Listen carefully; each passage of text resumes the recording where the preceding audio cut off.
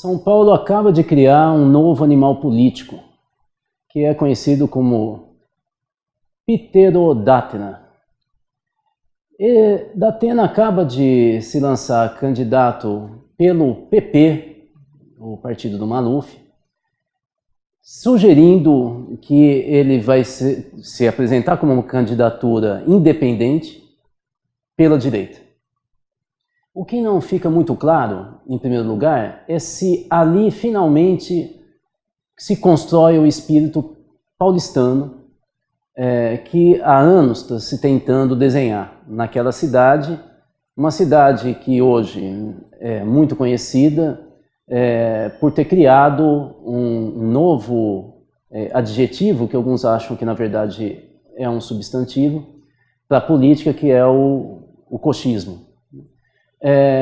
O que não está claro, de fato, é que se Russomano e Datena, os dois revelam essa concepção política, essa cultura política paulistana que aflorou nos últimos anos, ou se representa um segmento que, de fato, vem criando uma hegemonia política, pelo menos no discurso, muito calcado na ideia da violência, num sentido bélico da política, de eliminação do diferente e com alguns traços fascistas. Será que é São Paulo?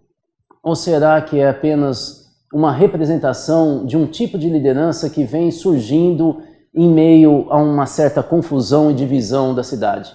Vamos lembrar que estudos recentes, inclusive de alguns pesquisadores da USP, vêm sugerindo que a cidade de São Paulo é possivelmente a cidade mais dividida e polarizada ideologicamente de todo o país.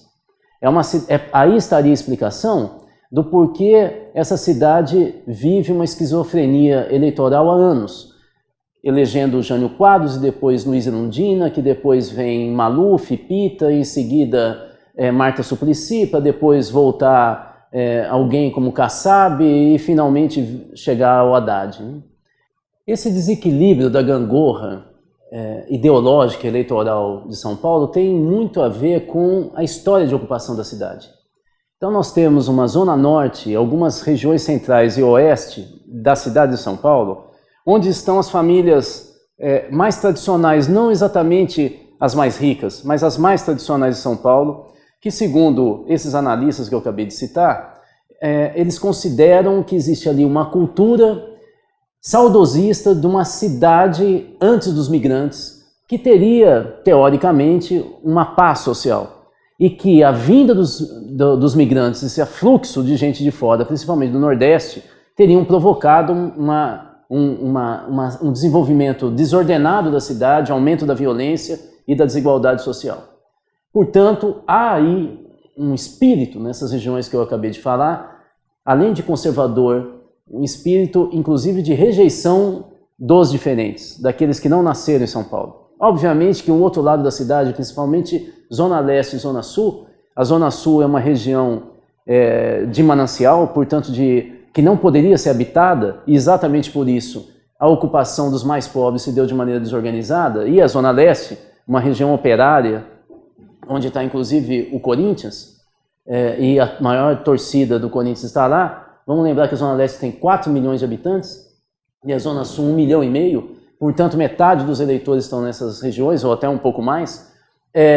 Nessas regiões estão justamente aqueles que são criticados, ou que são taxados da origem dos males e das mazelas da cidade de São Paulo, e a reação é grande.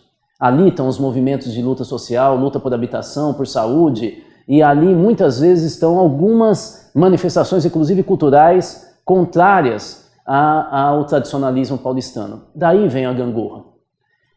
O Datena tenta entrar num discurso popular de direita e possivelmente vai tentar arrastar parte da Zona Leste e Zona Sul para esse discurso mais conservador da Zona Norte, parte do Centro e Zona Oeste. Fica então aqui uma incógnita se realmente Datena vai ser uma expressão paulistana ou apenas de alguns setores que hoje falam mais grosso e nas ruas na cidade de São Paulo. De qualquer maneira, em função dessa dúvida, o melhor é a gente dar a voz e a certeza do que é a candidatura do Datena ao próprio, que numa entrevista dada ao UOL, teria dito: eu seria um péssimo prefeito, e trocar seria um imbecil a mais na política. Eu não sei se ele está certo, mas é sempre bom a gente dar voz àqueles que querem representar alguém.